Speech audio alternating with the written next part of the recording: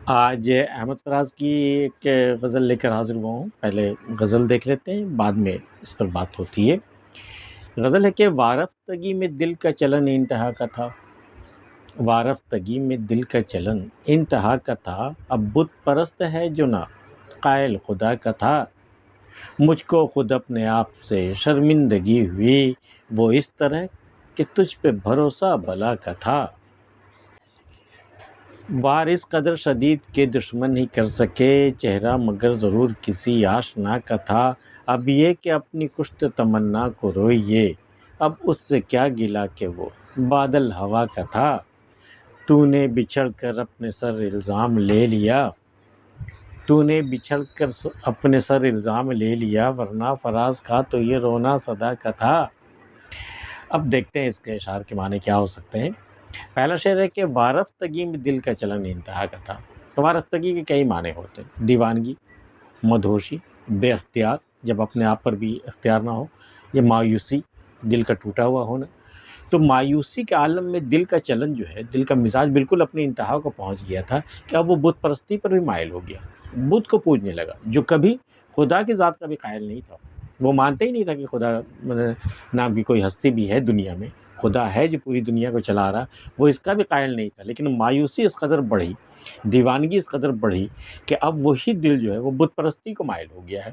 وہ وارفتگی میں دل کا چلن انتہا کا تھا، اب بت پرست ہے جو نہ قائل خدا کا تھا۔ کبھی تو خدا کو بھی، وہ تو خدا کی ذات کا بھی منکر تھا، لیکن دیکھو اب بت پرستی پہ مائل ہو گیا ہے۔ اب بت پرست ہے جو نہ قائل خدا کا تھا، مجھ کو خود اپنے آپ سے شرمندگی ہوئی، وہ اس طرح کہ تجھ پہ بھروسہ بلا کا تھا۔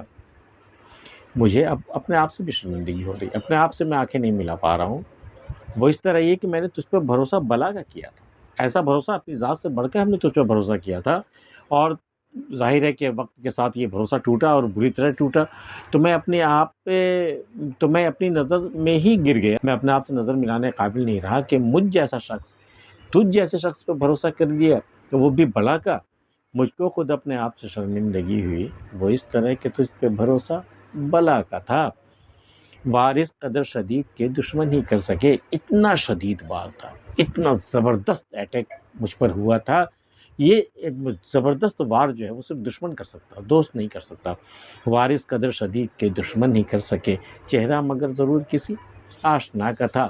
میں نے جب پلٹ کر دیکھا، وہ چہرہ میرے دوست، میرے آشنا کا تھا، وہ کسی دشمن کا نہیں تھا، چہرہ مگر ضرور کسی آشنا کا تھا، اب یہ کہ اپنی کشت تمنا کو روئیے۔ کشت تمنا، بجھ جانا، مر جانا، ختم ہو جانا، تمناؤں کا مر جانا، تمناؤں کا ختم ہو جانا، اب یہ کہ اپنی کشت تمنا کو روئیے۔ اب آپ کی تمنا مٹ گئی، خاک ہو گئی، اب اسی کو رویا کیجیے۔ اب یہ کہ اپنی کشت تمنا کو روئیے، اب اس سے کیا گلا کہ وہ بادل ہوا کا تھا۔ وہ تو بادل کے مانند اس کی فطرت تھی، آج یہاں کل وہاں، اس کو کیا روتے پھرنا ہے۔ اب بھائی اپنے آپ کشت تمنا کو ہی روئیے کہ آپ کی تمنا ختم ہو گئی، اب یہ کہ اپنی کشت تمنا کو روئیے، اب اس سے کیا گلا کہ وہ بادل ہوا کا تھا، تو نے بچھڑ کر اپنے سر الزام لے لیا، ورنہ فراز کا تو یہ رونا صدا کا تھا۔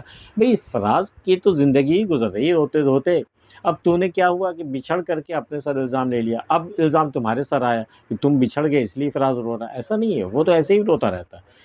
وہ کہتے ہیں نا کہ وہ تیرے پیار کا غم ایک بہانہ تھا صنم، اپنی قسمت تھی کچھ ایسی تھی کہ دل ٹوٹ گیا۔ تو میرا دل تو ٹوٹا ہے، یوں ہی پہلے سے ہی ٹوٹا ہوا تھا، میرے رونے کے تو 100 بہانے پہلے سے تھے، تم نے ترک تعلق کر کے خواہ مخواہ اپنے سر الزام لے لیا ہے، ورنہ تمہارا کوئی قصور نہیں ہے، میں تو یوں ہی روتا رہتا ہوں۔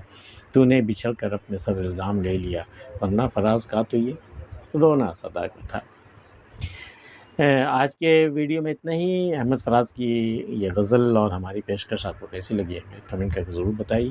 ملتے ہیں پھر کسی اگلی ویڈیو میں، تب تک کے لیے اللہ حافظ۔